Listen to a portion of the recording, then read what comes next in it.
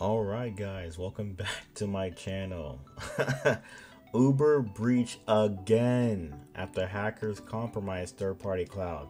Now we all know what Uber is, the ride-sharing app. I used to use this many years ago before I purchased my first car. Now, regarding Uber breaches, Uber's been breached multiple times throughout these past years, and this is crazy. This is crazy. Let's read on. Threat actors leak employee email addresses, corporate reports, and IT asset information on a hacker forum after an attack on an Uber technology partner. Damn. How did the hackers do it? How did they get in this time? If you guys are familiar with the last Uber breach, I believe it was through social engineering. All right, by allegedly the hacker named Teapot. So this time, that's the same guy who got into GTA 6, leaked the source code, just for reference. This time, attackers breached the company by compromising an Amazon Web Service cloud server used by a third party that provides Uber with asset management and tracking services. So I told you guys in my last previous video, the Pentagon just dropped what, $9 billion on the 4 major cloud service providers. Now that could be a great asset to, the community, the American nation, and so on and so on.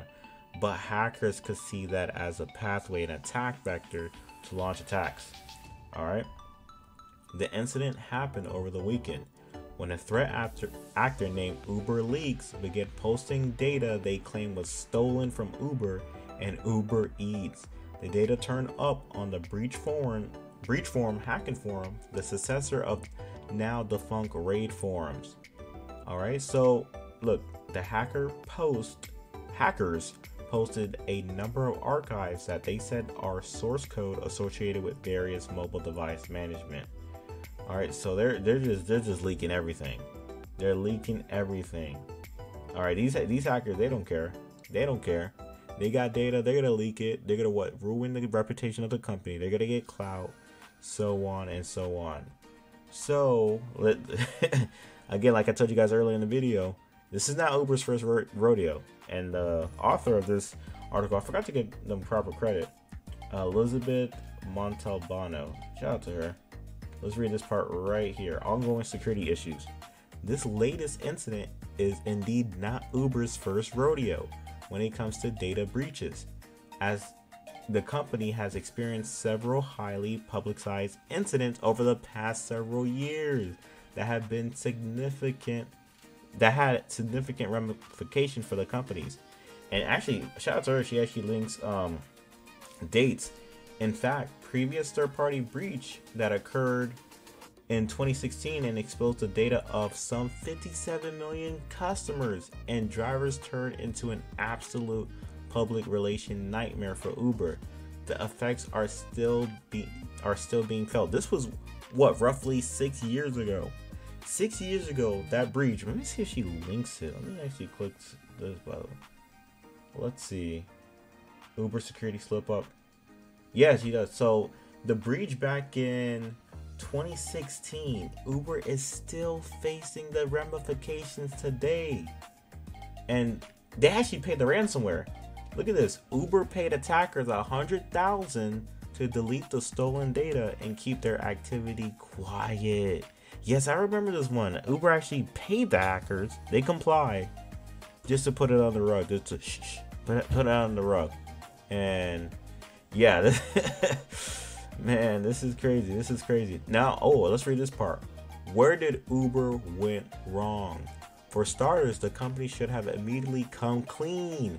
Uber undoubtedly violated numerous US and international data breach disclosure laws by failing to inform drivers and users that their personal information had been compromised, says Zscaler CISO Michael Sudin.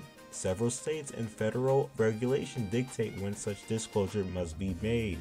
Yeah, they try to keep it on the rug. Here, we'll give you 100K. We'll give you 100 bands. Just keep it on the rug. That's still breaking certain cybersecurity laws. You have to disclose certain breaches. The company should also have a stronger access control for such a large collection of data, Attackers initially accessed a private GitHub coding site for Uber software engineers, where they found credentials for an Amazon Web Service account containing users' information. Guys, this was back in what, 2016?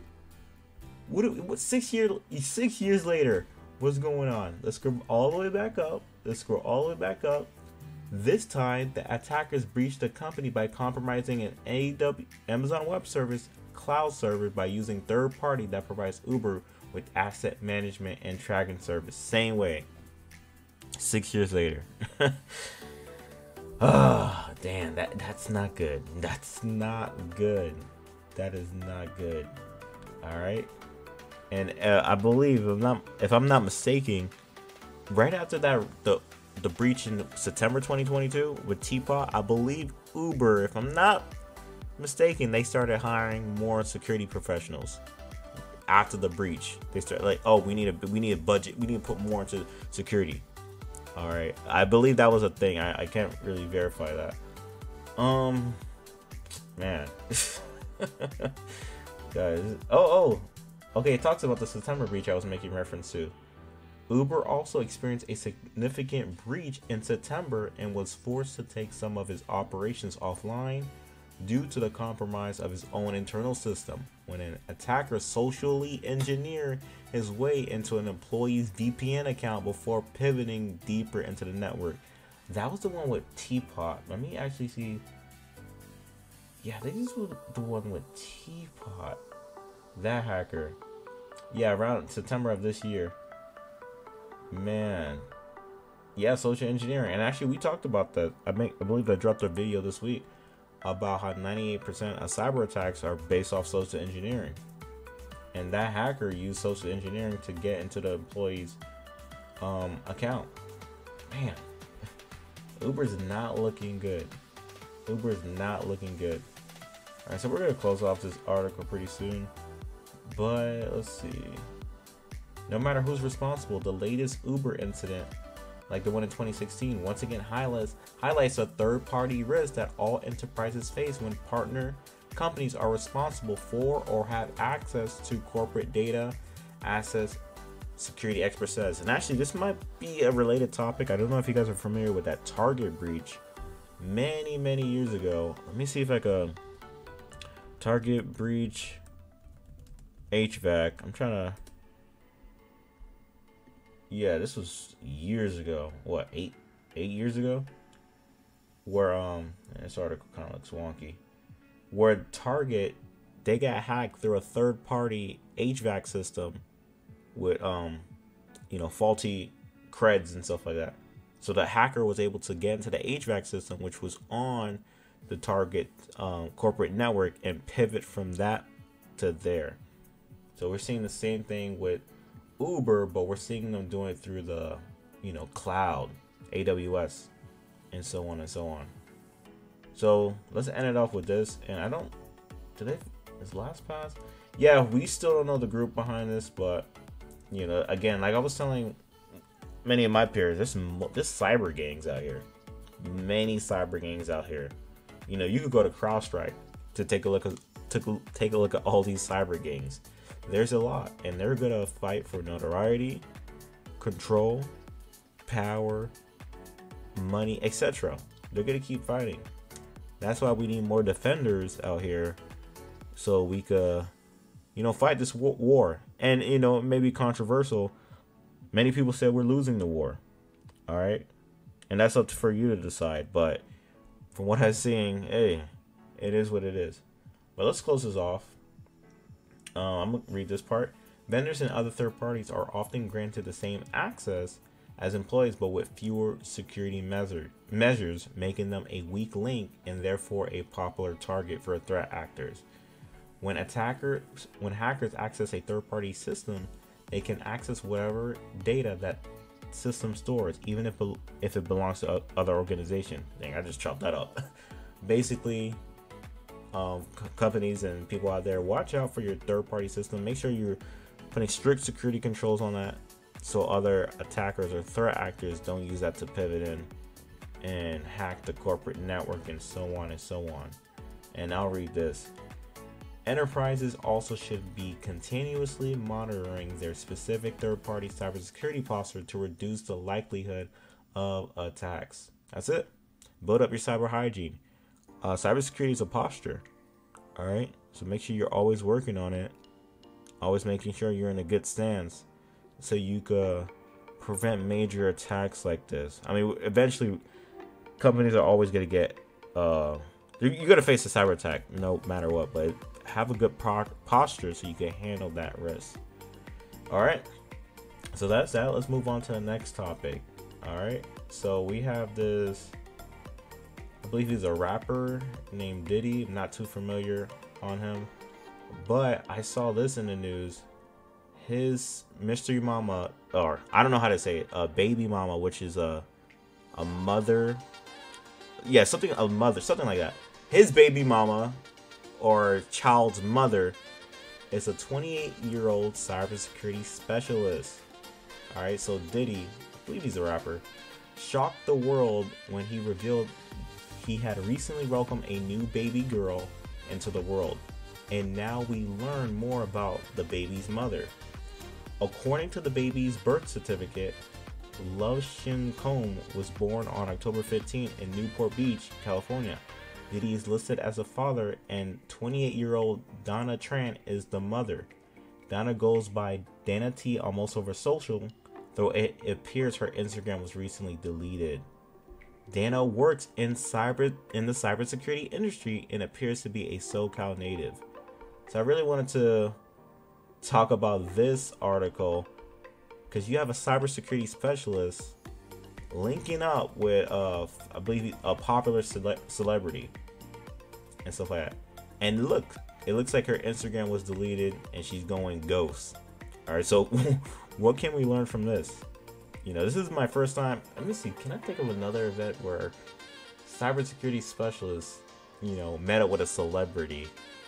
I can't really think. But this is interesting. I'm curious on how this, all these ads. Yeah, I think that's all with the article. But I'm curious on how this relationship even started and stuff like that. Like, I'm just curious. I just thought it was interesting, like a topic to talk about. Cybersecurity specialists linking up with celebrities, and this is actually going all over the news. Let me see something real quick.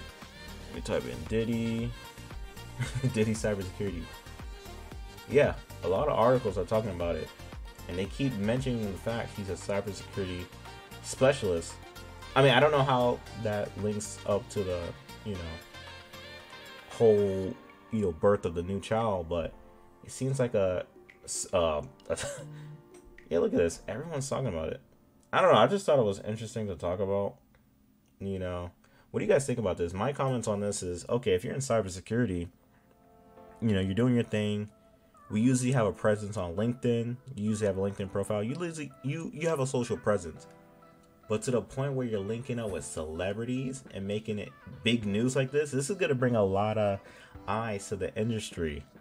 You know, and a lot about her. Why did she break into cybersecurity? What company does she work for? All right.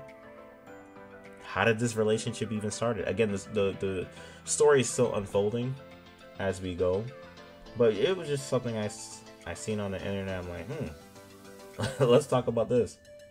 You know, so yeah, that's gonna be it for today's video. Something pretty light today.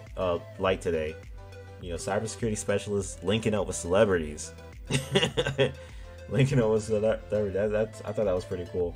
It's gonna give us more eyes for the field, and hopefully this opportunity, or the baby mama, or I forgot her name, Donna Tran. Hopefully she used this opportunity to, you know, not only welcome her you know, child into the world, but her daughter into the world, but use this to talk more about cybersecurity, the industry, the estate, and, you know, how she got in and stuff like that. Bring more eyes and possibly get more defenders into this space. But yeah, that's gonna be it for today's video. Again, something light. I'm curious on your guys' comments on this regarding the, you know, Uber breach again, and, you know, Diddy's baby mama being a cybersecurity specialist, and how that even started, you know. But yeah, you guys take care now. Appreciate it. Peace.